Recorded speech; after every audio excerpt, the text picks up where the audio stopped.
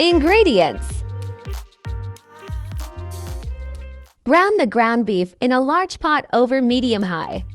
Heat for about 7 to 10 minutes until it's no longer pink.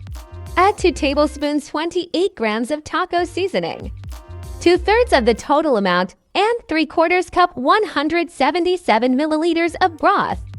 Let it simmer for 2 minutes until most of the liquid is absorbed. Remove the pot from the heat. Wait for 2 minutes. Then mix in a ranch dressing. If you like, you can garnish it with shredded cheddar cheese and cilantro for extra flavor. Enjoy your quick and 5 ingredients tasty taco soup.